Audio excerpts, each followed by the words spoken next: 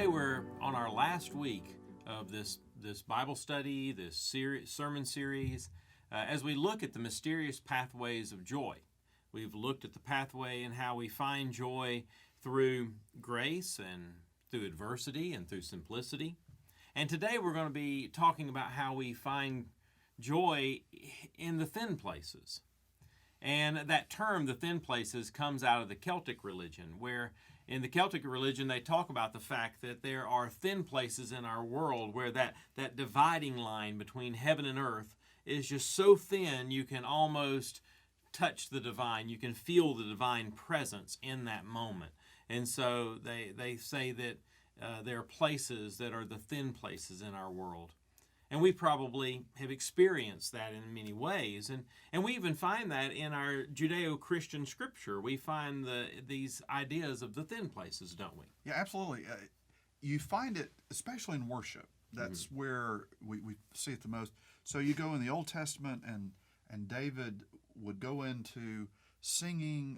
If you remember when Saul was all upset and he started singing, try to calm him down, he would sort of find this place of joy, and then as he worshipped and started developing the temple, but as he would go into worship, he would experience this moment of joy. And so all through the Psalms, you see the word joy associated with worship as that thin space happened in the temple. But you also find in the book of the Revelation where, again, there's this temple scene, but the temple is in heaven. And the folks in the temple in heaven are sort of looking down as the people from earth are looking up. And it says that the prayers of the saints become the incense of the worship that's happening in the temple in heaven. And so suddenly there's a thin space between those two places.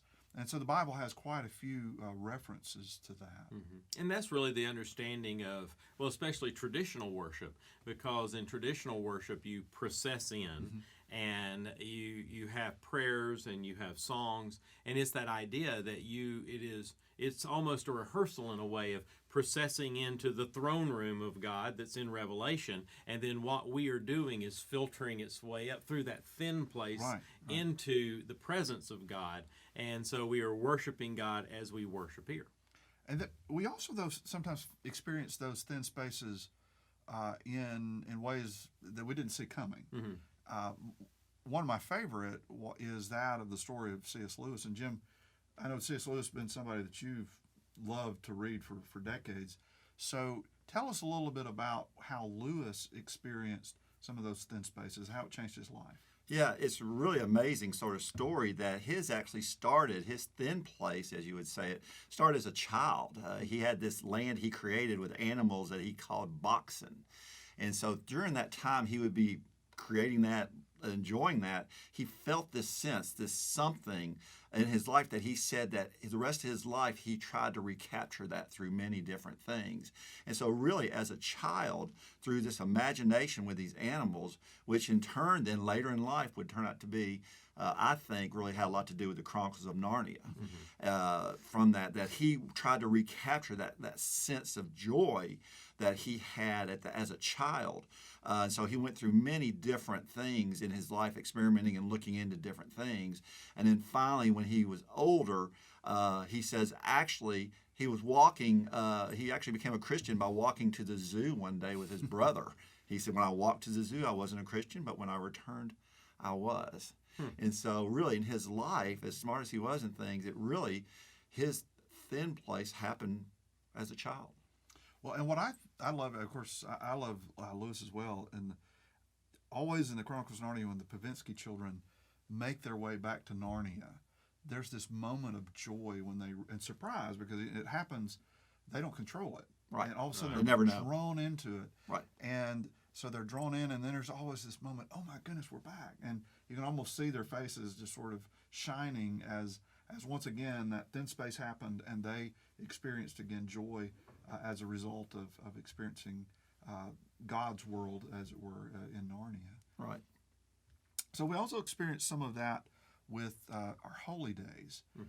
And of course, you know, we're pastors, so the holy days for us mean quite a bit. And for me, of course, All Saints its history goes back to, well, the word Halloween means All Hallows Day, Right. or All Hallows Evening, and that's the day before All Saints Day, which goes back to, again, some of those pre-Christian days. But the church sort of reclaimed that, and so I know All Saints Day is a big day in your life too, Bill. I mean, Absolutely. you love that piece of it as we lead worship. Absolutely. When you remember the saints that have gone to be with God, not just those in the previous year, but also it's so special for me when we light the one candle or ring the one bell that is for all the saints that have gone before, because it's that understanding that while we worship here, they worship there. Mm-hmm. We worship here, they worship truly in the presence of God. And on that day, it just feels like heaven and earth compressed together as we give God thanks for those that have gone before us.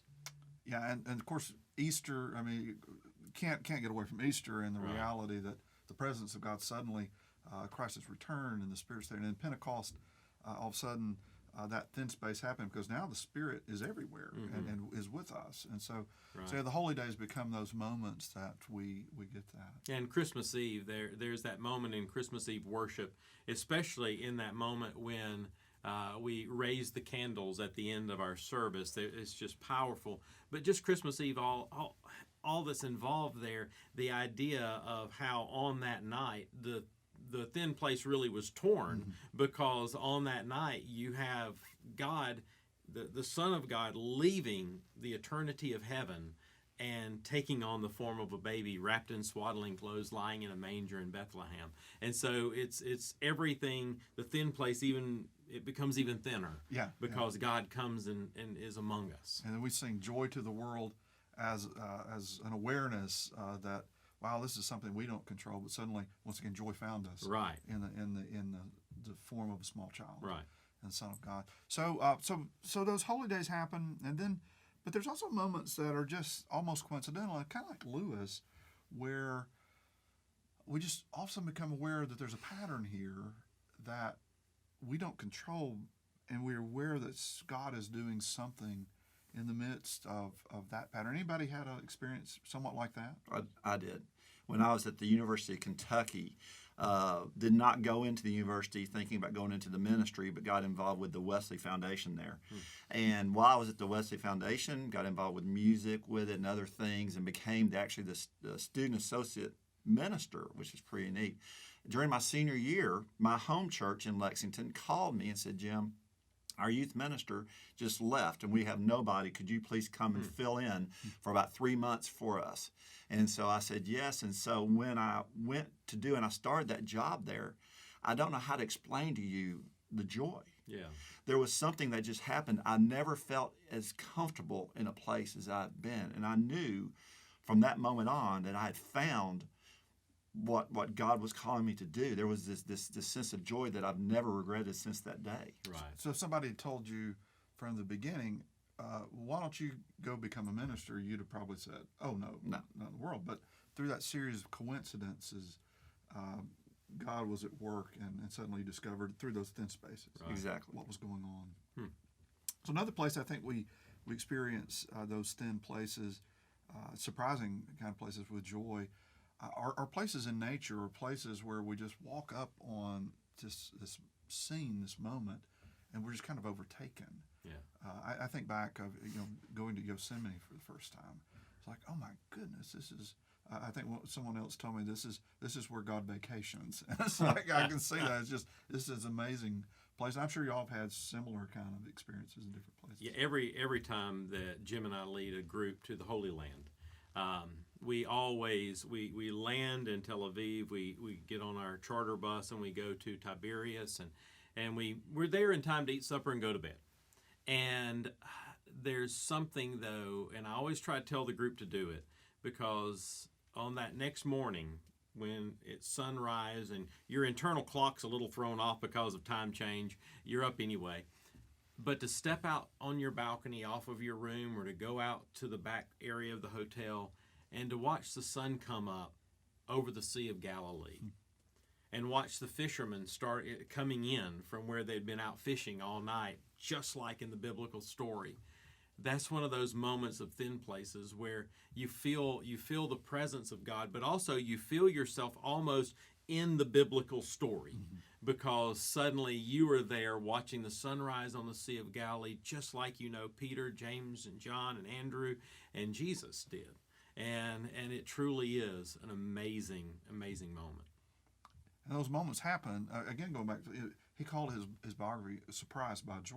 Mm-hmm. They just joy finds us, and Right. it's a mysterious pathway that it kind of finds us and grabs us. I think there's a lot of people, when couples get married, if one of them, usually the husband, has had a history of hunting or fishing, it's kind of frustrating because it's spent all their time out there, but I think all of us have been in the woods at times in those moments where, but that's where all of a sudden there is this experience of peace and joy that you can't really describe. As something unusual happens, or an animal comes by, or something that sort of reminds us of God's presence in the midst of that. I can remember we have a hiking group here at the church, and back we did our very first trip to the Grand Canyon. And I will never forget walking onto the North Rim the very first time, and you look out over there. There is this sense of awe, of joy, of whatever else, where you're just taken in by God. You just look at this and say, this is one of the most wonderful things. And no matter how much you've already seen it or seen pictures, until you, just like in the Sea of Galilee, that first night when we get up there, you get those chills and all. This Grand Canyon, when you're on that rim of the Grand Canyon, you look out upon that, of what God has created and all. You have that sense, and that's another. I think it's another thin place where that joy comes in. Mm-hmm. And there's also moments I think we probably I've had in art, where we look at a painting or a sculpture, and I'm not that artistic of a person, but I remember there was a moment in seminary where I was at Crown Plaza in Kansas City, and of course, seminary don't have the money to, I don't have two quarters to rub together, but I was going through that beautiful area, and I ran across this piece of art of two hands with a lump that were flesh colored, and in the hands were a black lump of clay, and just reminded of how, for me, it's like God spoke, and there was this moment of joy to realize I'm that lump of clay, and there's all kind of possibilities that God could do with that. Yeah. And I wished I had the money to buy it. Simplicity, as we learned a couple of weeks ago, didn't allow that. But anyway, Right. it was just very, very interesting possibility. So I think we've all had those moments, and musicals, plays, that kind of thing, where God has spoken to us. Yeah. I think the challenge, though, with this is allowing yourself to pause in the thin place, because it's really easy to be too busy doing other things to actually stop and to stand and watch the sunrise over the Sea of Galilee, because we have an itinerary we have of things we need to get done that day, or to spend the moment out in the woods or on the lake where you're there to hunt, you're there to fish or whatever, but to stop and to look around you and to take in what God is doing as a new day begins, or even in those moments when you're holding your child and you realize the blessing that's in this little baby and what God can do here, or to pause at a piece of art. I mean, sometimes we rush ourselves past the thin places when God is trying to get our attention and to bring joy into our life. Sometimes it's other people who are getting your attention. I just been here maybe a year or so. One of our church members on a Wednesday evening when we're busy as can be says, "Jim, I need you to come out here with me." And I said, "Okay." I went out with her, and we went outside, and we just stood there. And I said, "So what do you need?" She said, "Nothing. I just wanted you to enjoy this sunset with me." And so I think we learn, and hopefully we can all become aware of those moments when God, in that mysterious way, helps us find joy in some of the thin places of earth. Absolutely.